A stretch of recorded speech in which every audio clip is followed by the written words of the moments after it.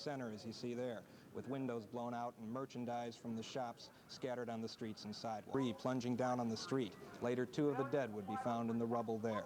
The sound of sirens pierced the air.